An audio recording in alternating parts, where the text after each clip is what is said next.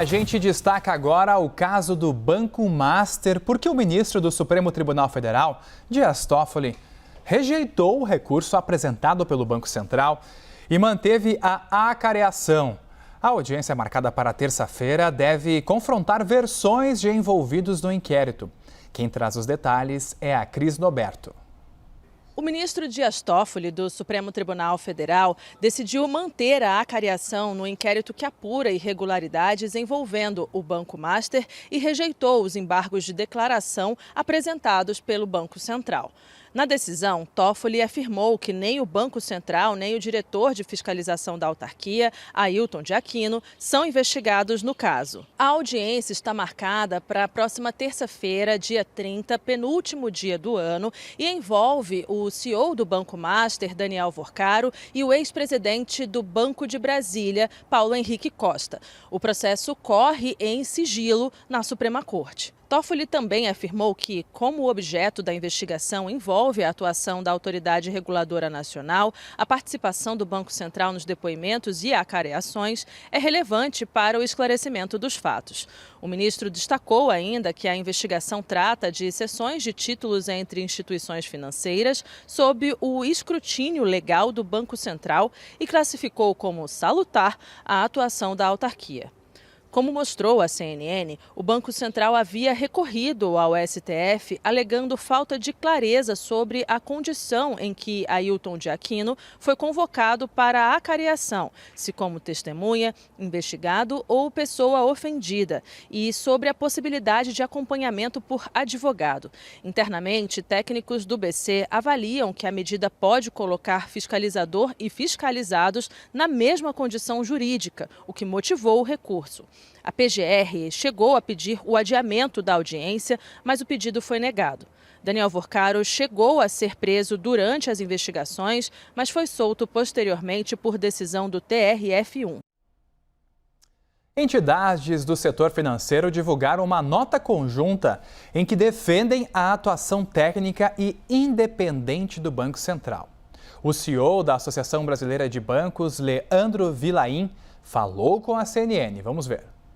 Essa decisão do Banco Central é totalmente técnica, é absolutamente técnica, baseada em cima do acompanhamento que ele faz e precisa ser independente. Essa reversão da liquidação ou da decisão do Banco Central, nesse momento, poderia ser uma hipótese. Mas mesmo que essa hipótese, só dessa hipótese está sendo levantada, ela já começa a atrair algum risco e você coloca também em dúvida até próprio investidor internacional que começa a olhar para cá e questionar um pouco as regras que estão em vigor aqui para o sistema financeiro. Toda essa indefinição, isso aumenta o custo do dinheiro, isso gera uma certa instabilidade e, no final do dia, há muita dúvida se, na eventualidade de uma reversão dessa decisão, se há condições do banco voltar a operar. A FEBRABAN e mais 3 entidades que representam bancos, financeiras e fintechs divulgaram uma nota conjunta em defesa da atuação do Banco Central no caso da liquidação do Banco Master. As associações do setor financeiro defendem na nota a atuação reguladora e independente do BC. As associações ressaltam que, em casos de insolvência, o regulador tem um mandato legal e o dever de agir em prol da resiliência, estruturando ações para proteger o sistema financeiro e minimizar o risco de contágio sistêmico.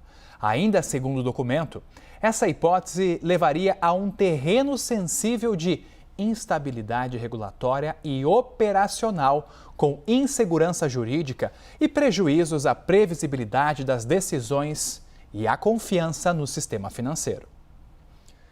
Quem analisou as ações da autoridade monetária sobre o caso foi o ex-diretor do Banco Central, Luiz Fernando Figueiredo. Em entrevista ao WW, Figueiredo reforçou que nunca houve uma controvérsia em ações parecidas, mas o caso era tão grave que a autarquia resolveu partir direto para a liquidação. Vamos ouvir. Assim, é uma dúvida grande, porque sempre foi totalmente sem nenhuma controvérsia quando o Banco Central toma uma atitude como essa. E ele poderia ter intervindo no banco para depois ver se era o caso de liquidar. Mas o caso era tão grave que o Banco Central foi direto para a liquidação. Todos têm uma dúvida muito grande, porque se aquele que é o guardião do sistema financeiro, aquele que está olhando para que o sistema financeiro permaneça forte, saudável e que ajude a economia, em vez de trazer problemas para a economia, se ele não tem o poder que sempre teve, né? Assim, na história do Brasil, nunca aconteceu um caso como esse, onde foi questionada a atitude do Banco Central. Ele realmente só toma atitudes, eu tive lá há 4 anos, com base numa documentação muito, muito robusta. Nós continuamos repercutindo esse assunto com o Jason Vieira, economista-chefe da Lev Asset. Ele avaliou que o Banco Central adotou as providências adequadas para preservar a estabilidade e a segurança do sistema financeiro. O sistema não está com problema, é uma instituição que está com problema.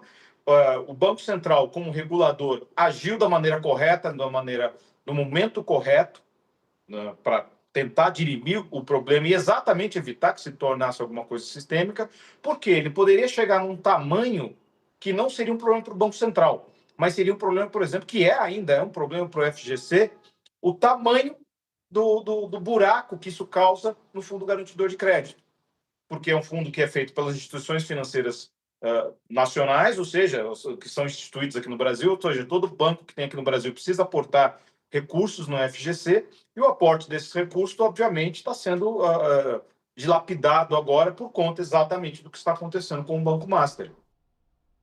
O caso envolvendo o Banco Master também entrou no debate político. O cientista político e vice-presidente da Arco Advice, Cristiano Noronha, que ele acabou dizendo que parlamentares de oposição apontam o episódio como um exemplo de excesso de poder e insegurança jurídica. Vamos assistir. Pelo lado da oposição, apareceu aí a revelação desse contrato que a esposa do ministro Alexandre de Moraes mantinha com o Banco Master, e obviamente que isso tende a ser explorado também pela oposição, tentando demonstrar ali que o ministro agiu politicamente contra o ex-presidente Jair Bolsonaro, mostrando ali de que ele não teve uma isenção, que assim como no caso do Banco Master, enfim, pode ter havido algum tipo de interesse pessoal, ele também teria tido esses interesses na questão do Banco Master. Então é isso que vai, obviamente, bater na tecla oposição.